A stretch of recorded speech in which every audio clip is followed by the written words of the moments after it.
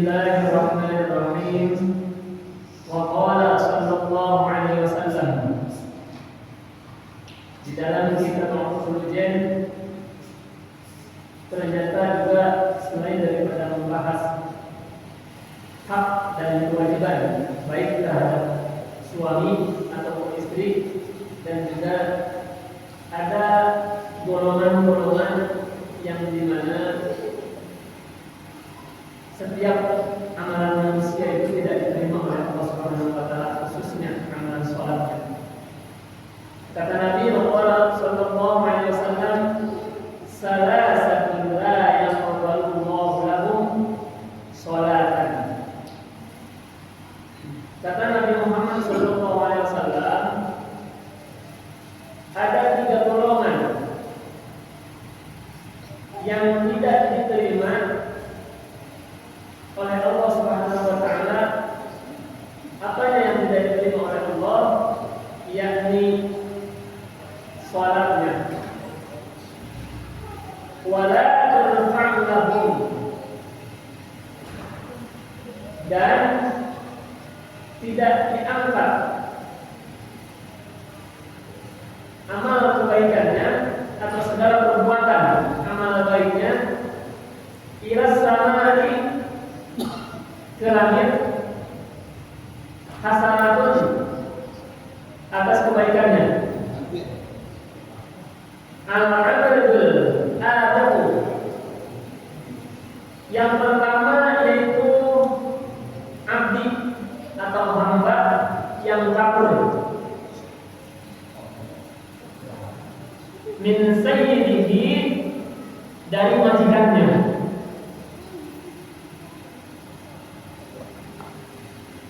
Hatta yarji'a, sehingga tidak kembali lagi si abdi tersebut. Nah, yang pertama kalau zaman dulu itu kan ada namanya antara budak dan majikan.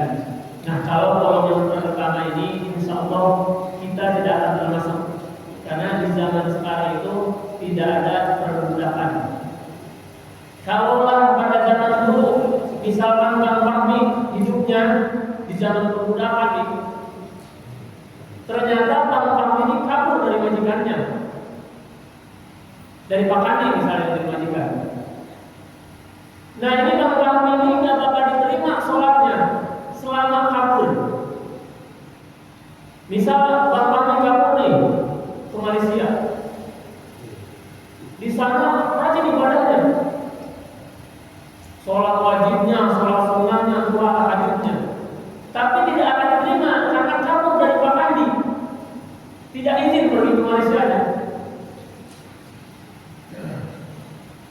Sampai Bang ini kembali ke Indonesia dari Malaysia ke Pakandi, nah terus dimaafkan, melakukan amalan-amalan yang baik lagi, itulah sholat yang diterima. Selama dia kabur tidak akan diterima sholat oleh Allah Subhanahu wa taala, budak yang kabur dari majikannya. Tapi alhamdulillah, golongan yang pertama ini insya Allah kita tidak akan termasuk, karena bukan sudah zamannya perbudakan. Wal mar'atu safitu 'alaiha, dan golongan yang kedua, perempuan yang membangkang atau bentuk atau tidak suka. Siapa itu perempuan terhadap zaujuha hatta yalqa, terhadap suaminya. Nah, kalau yang kedua ini untuk para istri, golongan yang kedua ini. Makanya kalau misalkan ini kedengaran sampai keluar, termasuk renungan buat saya pribadi, khususnya istri saya dengerin. Buat para istri khususnya yang ada di PTH 2, khususnya istri saya nih, jangan sampai termasuk ke dalam golongan yang kedua.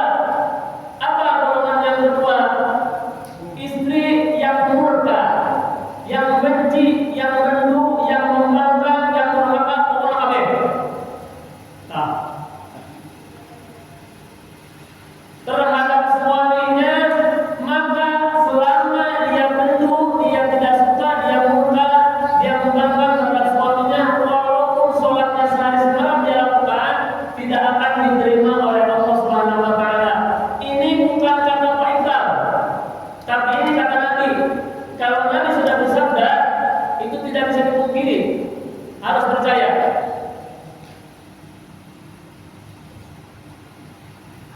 Golongan yang kedua ini memang pada faktanya tentu kembali juga kepada diri kita selaku kepala keluarga, selaku pemimpin rumah tangga, apakah bisa mendidik seorang istrinya dengan baik atau tidak.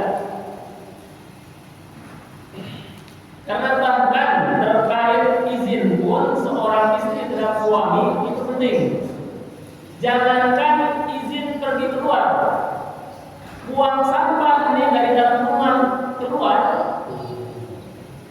itu mestinya izin sama suami. Tuh saking pentingnya izin. Ada salah satu kisah di mana ada seorang istri yang solehah ditinggal pergi oleh suaminya mencari nafkah atau kerja lah katakanlah zaman sekarang. Satu saat orang tua si perempuan meninggal. Dikabari si istri tersebut sama keluarganya bahwa Neng pulang, kalau mana mau apa kalau mana? Orang tua kamu meninggal. Mohon maaf, saya tidak bisa pulang sebelum ada izin dari suami. Tuh. Jadi dia tidak boleh mendahulukan menemui orang tua yang meninggal sebelum dapat izin dari suami. Padahal sebetulnya secara logis masa sih gak izinin, kan betul, tidak mungkin gak izinin si suami tersebut karena orang tuanya meninggal. Tapi tetap harus ada bahasa terhadap suami, si istri itu harus izin terhadap suaminya.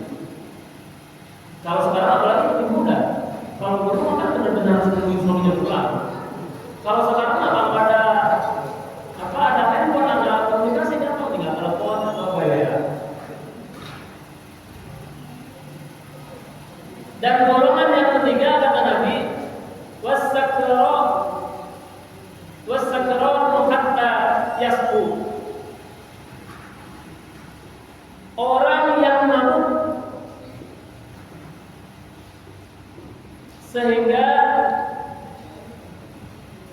orang yang mabuk tersebut sampai dia sadar kembali. Kalau yang golongan ketiga, rasa-rasanya orang yang mabuk terus sholat kayaknya memang hampir gak ada, kecuali orang mabuk terus sadar dan dia sholat. Itu banyak saja. Tapi kalau misalnya orang mabuk rasa-rasanya bertentangan gitu maksudnya. Orang mabuk terus dengan azan dia sholat, rasa-rasanya ya mustahil. Jadi orang yang mabuk itu tidak akan diterima sholatnya selama dia mabuk. Jadi misalnya perumpamaan saya minum khamar, habis maghrib minum khamar, saya mabuk, terus datang waktu Isya sholat. Nah sholatnya tidak diterima karena saya dalam keadaan mabuk. Kecuali habis maghrib saya mabuk, sebelum Isya saya sadar. Nah terus sholat Isya, sholat Isyanya insya Allah diterima karena dalam keadaan sadar. Allah itu kan maha penerima taubat.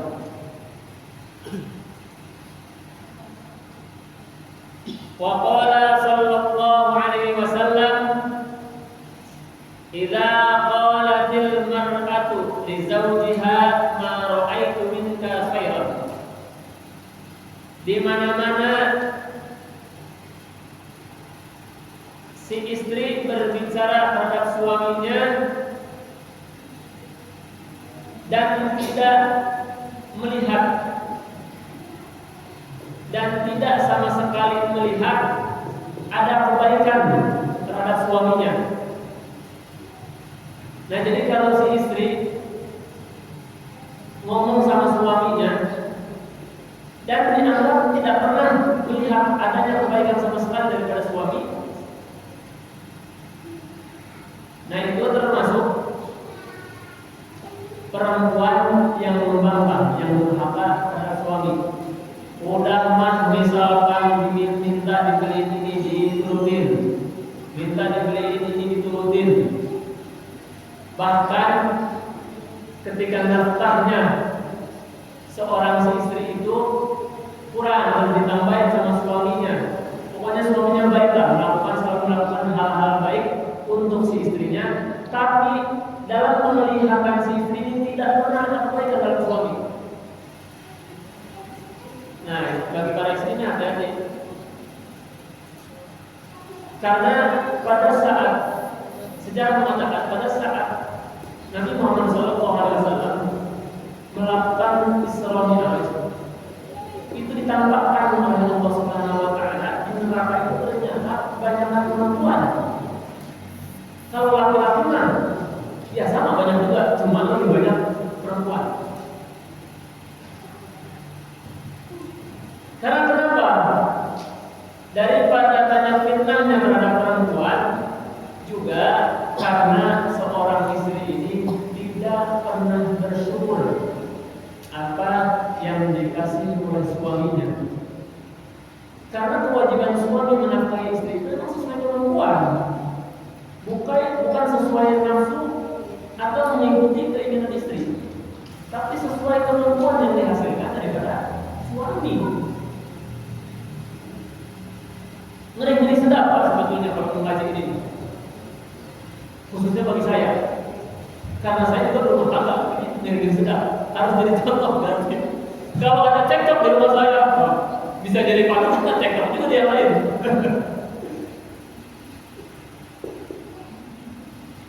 Tapi itu kalau misalkan ada permasalahan di rumah tangga, jadikanlah itu sebagai rumah tangga, hal yang wajar.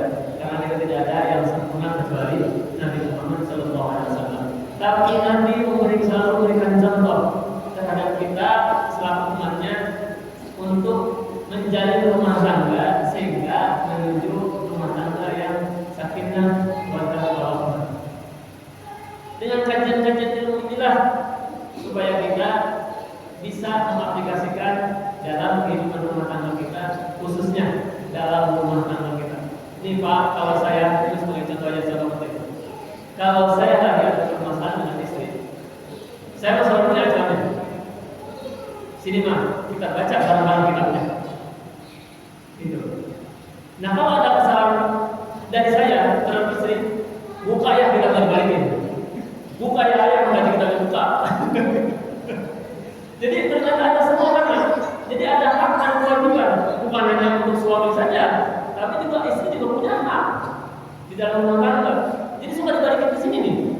Kalau ada permasalahan yang memang menyimpang daripada yang ada di kitab pembelajaran ini, karena ini membahas tentang rumah tangga, baik itu pendidikan terhadap anak ataupun seorang istri. Bukan hanya terhadap seorang istri saja, tapi terhadap anak juga di sini ada. Makanya ketika misalkan anak nangis atau contoh anak saya yang bertangan, suka dibalikin di sini saya Pak sama istri. Jadi kadang-kadang mau sendiri. Tapi saya kejamaah memberikan itu, tapi kadang-kadang suka ada meleset. Balik lagi saya mah antaranya insan al-foto manusia. Mudah-mudahan kita diberikan kemudahan untuk bisa menjalankan apa-apa yang disyariatkan oleh agama kita daripada yang disampaikan oleh dan dicontohkan oleh Rasulullah Sallallahu Alaihi Wasallam. Karena ini penting juga.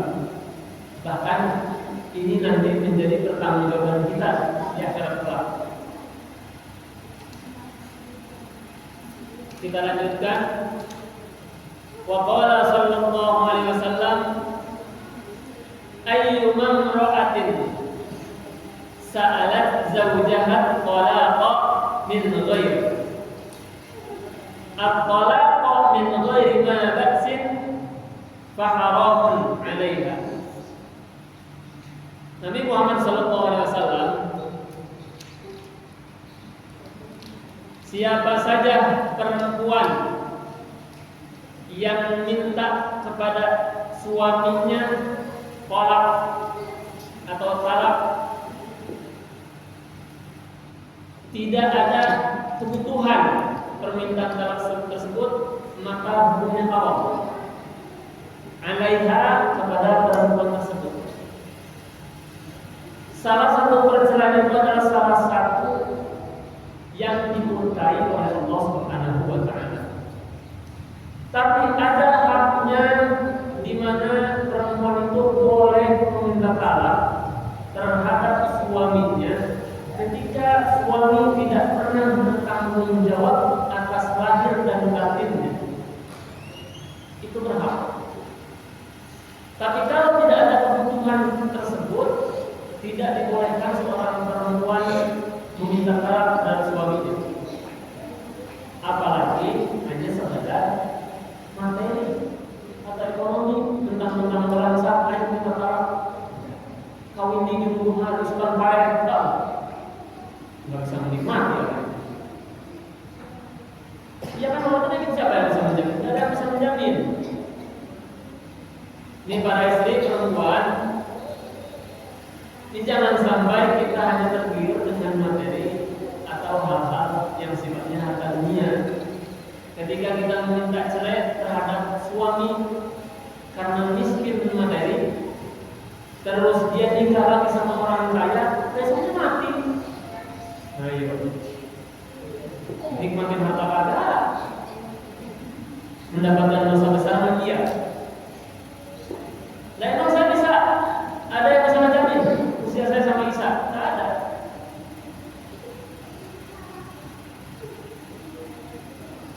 Hadirin jamaah rahimakumullah, mudah-mudahan tentu kita semua, khususnya saya, kita sama-sama belajar. Mumpung kita masih diberikan kesempatan usia, mumpung kita masih diberikan kesempatan ruh ada di jasad kita, mari kita sama-sama perbaiki hal-hal atau amalan-amalan ibadah kita. Memang betul secara hakikat amalan tidak bisa menolong kita masuk ke dalam surganya Allah Subhanahu wa taala. Tapi dengan berbuat baik, dengan mengumpulkan amal-amal kebaikan, insya Allah kita disertai dengan ridhonya Allah dan rahmatnya Allah Subhanahu wa taala. Dan mudah-mudahan kita semua senantiasa selalu dalam ridho dan rahmatnya Allah Subhanahu wa taala. Amin. Ya Allah ya Rabbal alamin. Allahu a'lam bishawab. Kurang lebih mohon maaf apabila ada penyampaian dan kurang berkenan, karena tentunya kesalahan dan kekeliruan datangnya dari saya pribadi. Kesempurnaan dan kebenaran hanyalah dari Allah Subhanahu wa taala. Akhirul kalam, wabillahi taufiq wal hidayah. Wassalamualaikum warahmatullahi wabarakatuh. Rabbi anfa'na bima 'allamtana, Rabbi 'allimna alladhi yanfa'una, Rabbi faqihna wa faqih ahlana wa qaratil lana fi dinina, tawassalna bit-ta'allumi, tawassalna bit-ta'limi, anta